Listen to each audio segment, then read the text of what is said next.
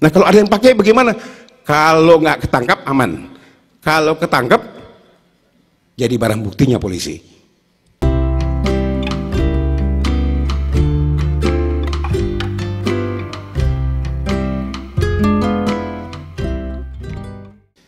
Dan banyak pertanyaan masyarakat kepada kami, cukup khususnya para teman-teman NGO ya, LSM, Pak Yusri, apa sih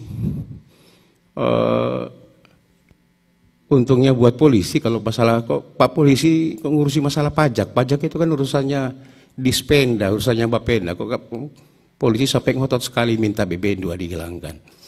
Ini yang salah satu.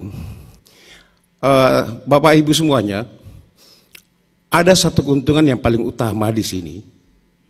Setelah kita duduk bersama, kita meneliti bersama, ternyata bukan cuma pemilu saja untuk bisa menyamakan jumlah data pemilih. Ternyata data kendaraan bermotor di 3 instansi terkait dalam satu atap kita di sini, baik polisi, Jasara Harja maupun teman-teman dari Dispenda, ini nggak ada yang sama, Pak. Jumlah kendaraan saja sudah sulit kita untuk menyamakan. Data di ERI kami di kepolisian, ya, ini sudah saya agak sedikit banyak sudah saya hapuskan ini. Data di ERI kami atau database kami sampai dengan saat ini adalah 153 juta kendaraan. Lebih. Dari mana polisi bisa dapat data ini? Karena setiap kendaraan yang mendaftar, yang masuk ke negara ini masih kurang karena masih ada lagi yang masuk tapi tidak sama sekali masuk ke database kami. Ini yang mendaftar ini 153 juta lebih. Coba kita lihat datanya dari Kementerian Dalam Negeri lah, ini Dirjen Bapenda atau teman-teman dari Dispenda di wilayah, kalau kita total jadi satu, ini tidak akan sama. Sangat kurang di bawah. Lebih kurang lagi teman-teman Jasara Harja ya Bu Dewi ya. Kalau tidak salah di Jasara Harja datanya cuma 114 juta. Ya. Di Kementerian Dalam Negeri jumlahnya sekitar 117 juta. Jadi ada spesies yang berbeda. Padahal kita duduk samsat ini sudah lama. Dalam satu atap ini sudah lama tapi jumlahnya pun nggak ada yang sama. Kalau data di kepolisian setiap yang mendaftar. Jadi pertanyaan, kenapa polisi lebih-lebih? Iya. Karena banyak kendaraan bermotor yang hilang, yang tabrakan hancur, gitu Pak. Ya. Terus yang lain-lain sekali yang dicuri apa segala, itu masih terdata di kami. Karena kami tidak mengurusi berapa jumlah yang membayar pajak kendaraan bermotor dan juga sumbangan wajib yang di Jasara Harja. Sehingga ini perbedaan. Dari dasar inilah kemudian kami coba menyatukan bersama bagaimana kita supaya data ini jadi single data yang baik gitu loh. Datanya dari Kementerian Dalam Negeri, dari Jasara Harja, dari kepolisian ini bagaimana caranya bisa sama. Nah ini yang sedang kami merancang. Banyak sudah beberapa kegiatan yang kita lakukan. Salah satunya di internal kami sendiri, kami sedang mendatakan kendaraan-kendaraan, ada kami munculkan satu aplikasi namanya e-barang bukti. Kami untuk menghapus kendaraan-kendaraan semua yang korban yang jadi kecelakaan yang sudah hancur itu. Kemudian kami juga coba menghapus pelan-pelan semua data kendaraan yang sudah dicuri, yang sudah nggak jelas di kanibal semuanya, tapi datanya masih ada, di pelan-pelan kami coba rapikan. Ya. Di satu sisi saya bertanya ke Bu Dewi, Bu, kok kecil sekali di Jasara Harja? Iya, yang membayar sumbangan wajib saja yang masuk dalam data tersebut. Kami sudah cek, ya itu pun juga yang mendaftar awal sejak tahun 2016. Yang ada bayar cuma setahun, setelah itu nggak bayar lagi sumbangan wajib. Nah ini, setelah kami teliti bersama, bulan Juni yang lalu, tahun 2022, ternyata 52% lebih kendaraan bermotor yang ada di Indonesia ini tidak bayar pajak, Pak. Coba. Mungkin teman-teman Bapeda bisa tahu sendirilah. Berapa sih sekarang yang patuh pajak di wilayah masing-masing? Iya, Pak Dedi ya. Pak Dedi, sekarang di Jawa Barat sudah sampai berapa Pak Dedi? yang patuh sekarang? Datanya Pak Dedi. Terakhir.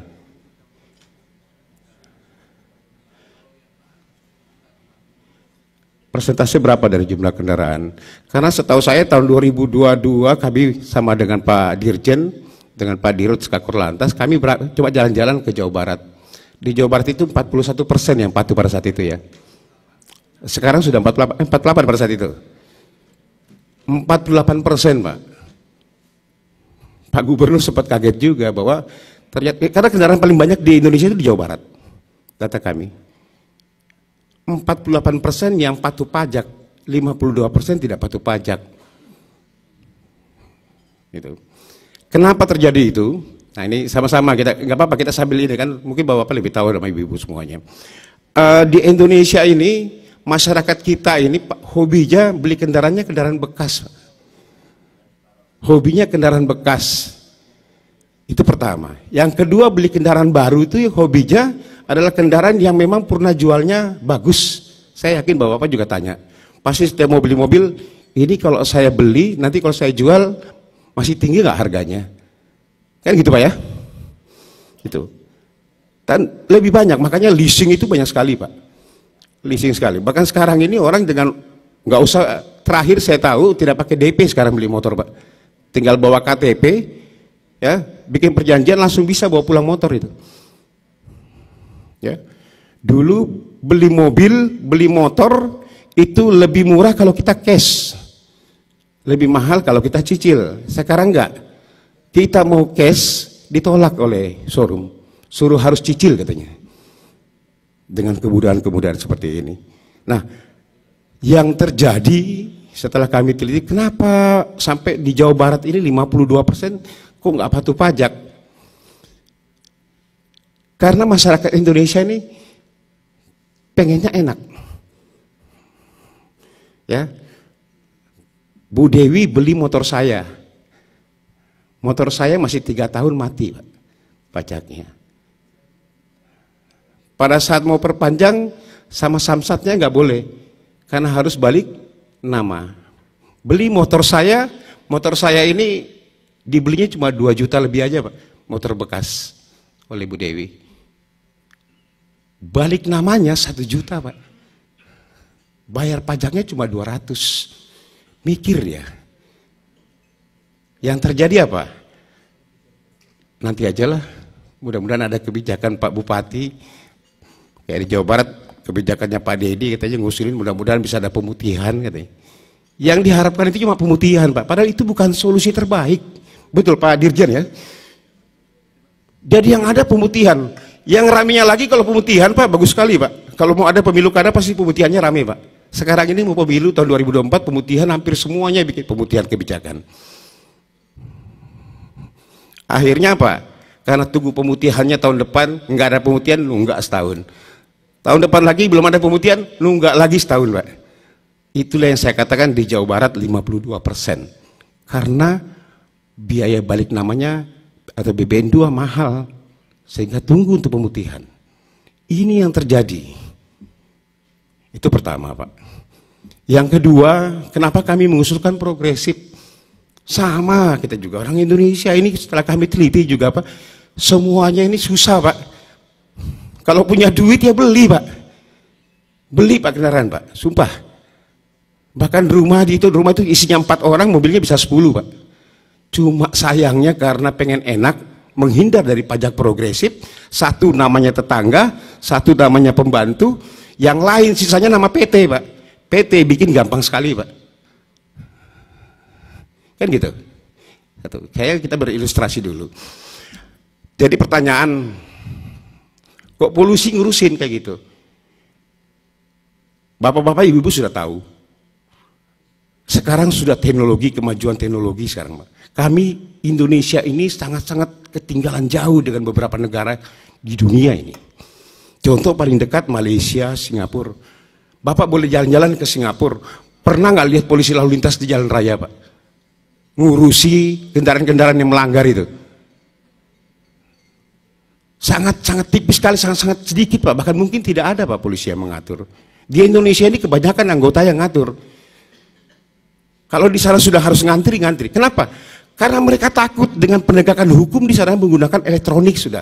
Dengan kamera. Yang kalau kita di sini bilang kameranya etle itu, Pak. Elektronik tilang itu, Pak. Ya. Dengan elektronik tilang.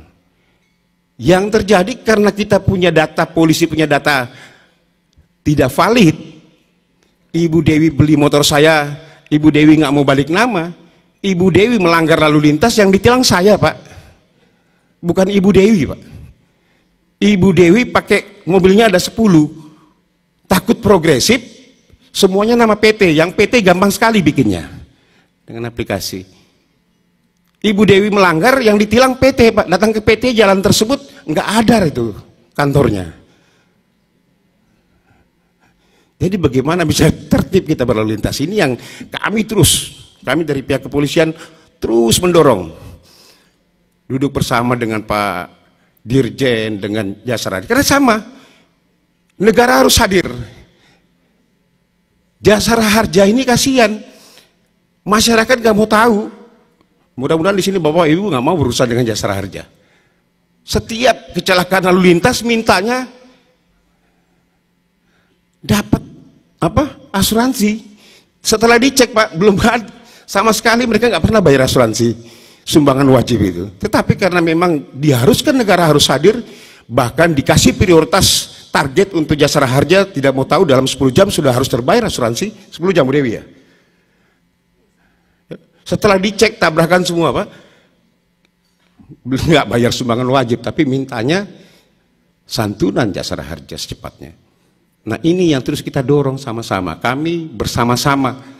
Pak Kakor Lantas sudah menyampaikan, di Samsat itu nggak ada lagi yang namanya polisi, Dispenda dan juga Jasara Harja. Saya polisi, saya jasa, nggak ada lagi. Semuanya kita, kami. Di sini yang kita sampaikan, butuh kekompakan di sini sama-sama. Jadi sama-sama punya kepentingan, tetapi bekerjanya yang bersama-sama. Di sinilah kekompakan yang kita butuhkan. Ini yang kami mendorong. Kami mengharapkan teman-teman Bapenda seluruh Indonesia, mudah-mudahan di virtual didengar oleh Pak Gubernur. Ayo sama-sama. Udahlah, BBN 2 kita hilangkan, mari kita sama-sama. Kembalikan lagi yang 52%. Alhamdulillah 6 bulan kami berjalan, kenaikan sekitar 17% ya. Jasara aja berapa persen? Ya? Berapa? Ya, ada yang sampai 3 digit kenaikan.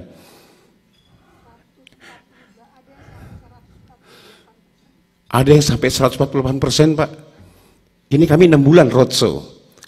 Apa yang kami tekankan? Ternyata memang betul. Kamera, Pak Bapenda Bali mungkin, Pak. Di sini sudah ada kami. Terima kasih dibantu etle, Pak. Ya. Saya datang berapa bulan yang lalu sebelum dipasang etle itu. Karena saya survei juga, di situ berantakan sekali, warga kepatuhan lalu lintasnya tidak ada. Tapi setelah ada kamera, wih tertib, Pak, di situ, Pak. Ada satu kali di perempatan pertigaan mana itu, saya bahkan menyampaikan kepada Pak Dirlantas, Pak Dirlantas, ada berapa kamera sini? 1, Pak, cuman arah ke mana itu? Dek, kamu akali, kalau perlu kasih 5. Loh, 4 susah, Pak, dananya. Kasih damai aja di situ, biar masyarakat punya rasa takut. Bapak Ibu tahu, di Sudirman Tamrin di Jakarta, yakin juga yang sering lewat ke sana, mungkin agak sedikit takut kalau lewat Sudirman Tamrin, karena kamera etle-nya sudah banyak, Pak. Takut surat cinta dikirim ke rumahnya. Yang jadi pertanyaan, apakah semuanya itu hidup? Enggak, Pak, ada yang dummy, Pak. Lebih banyak dummy, Pak. Saya mantan Polda Metro, Pak. Lebih banyak dummy-nya, Pak. Tapi nggak tahu yang mana yang aslinya. Saya aja juga nggak tahu kadang-kadang. Jangan sampai nanti kita sial. Kenapa dummy? Memang masyarakat Indonesia harus dibikin takut dulu, Pak, sehingga mereka mau tertib. Di luar negeri nggak usah lagi takut kita. Di Singapura kena pelanggaran, dendanya itu 1 bulan gaji lebih, Pak. Di sini kan dendanya 250.000, Pak, 500.000 paling tinggi. Truk-truk yang odol itu, overdimensi, overload yang lewat di tol itu, Pak, itu bahagia sekali kalau ditilang polisi, Pak. Jangan salah, bukan ditilang dia takut, Pak, yang dimensi overload di tol itu, Pak. Dia ditilang itu makin seneng, Pak. Kenapa? Karena kalau ditangkap lagi, Pak saya baru ditilang Pak, lumayan 2 minggu dia bisa, karena tilangnya cuma 500.000 Pak, tapi kalau dilarang berapa juta dia sekali bawa keuntungan dia. Itu dijadikan senjata tilang manual itu. Kalau di dalam negeri nggak ada alasan. Tilang melanggar langsung denda tilangnya melebihi 1 bulan gaji, sehingga mereka punya rasa takut semuanya. Dari takut jadi tertib. Sama yang kami lakukan sekarang, bagaimana kami menekan masyarakat, kami punya kewenangan di pasal 74 di Undang-Undang Nomor 22 tahun 2009. Ada 3 ayat di sini di pasal 74. Yang pertama ini tentang penghapusan. Yang pertama, masyarakat pemilik kendaraan bermotor dapat minta sendiri ke kantor polisi untuk dihapus dia punya data kendaraan. Kenapa? Contohnya, misalnya motornya Bu Dewi ditabrak kereta, hancur lebur, tapi BPKB sama STNK sama Bu Dewi.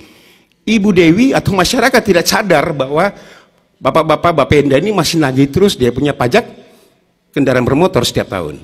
Betul Pak? Yang harusnya kita sosialisasikan ke masyarakat. Kamu masih punya tanggungan pajak, motormu sudah hancur. Caranya gimana Pak? Datang ke kantor polisi, minta dihapus. Itu ayat 1-nya Pak. Bawa BPKB, bawa STNK, bikin pernyataan minta dihapus, distempel, dihapus. Karena STNK BPKB itu adalah dokumen negara, jadi harus diberikan kepada negara kembali. Itu pertama di ayat 1. Di ayat 2 dikatakan di situ boleh petugas menghapus, dalam hal ini polisi, apabila STNK-nya mati Pak. Kami memang punya kewenangan polisi. STNK itu berlaku 5 tahun. STNK-nya mati plus 2 tahun lagi itu nggak dibayar pajaknya, otomatis nanti akan dihapus. Kami sedang mengatur dengan Kasubag STNK, Kasubdit STNK. Nanti di data ERI itu otomatis akan terhapus Pak. Ya, STNK mati, ditambah 2 tahun lagi, nggak bayar pajak, otomatis terhapus. Tetapi kita masih keringanan lagi kepada masyarakat. Ada di Perpol kami Pak, Peraturan Kepolisian, dikasih yang namanya surat peringatan pertama 3 bulan, surat peringatan kedua 1 bulan, surat peringatan ketiga 1 bulan. Udah enak sekali nih. Yang keempat itu gak ada lagi, otomatis data kami terhapus. Banyak bertanya, Pak, punya kami disita? Enggak. Kendaraan kami disita Pak kalau terhapus? Enggak tersangkut pidana kamu punya kendaraan. Terus bagaimana kendaraan kami udah terhapus Pak? Bisa dihidupkan lagi? Enggak. Tidak bisa dalam ayat 3. Yang sudah dihapus datanya tidak bisa lagi dihidupkan. Terus bagaimana kendaraan kami? Ya museumkan saja, taruh depan rumah, bikin museum itu. Nah kalau ada yang pakai bagaimana? Kalau nggak ketangkap aman, kalau ketangkap jadi barang buktinya polisi. Nggak disita tapi jadi barang bukti. Jadi ini kalimat-kalimat narasi yang kami sampaikan ke masyarakat supaya masyarakat nggak ini. Nah ini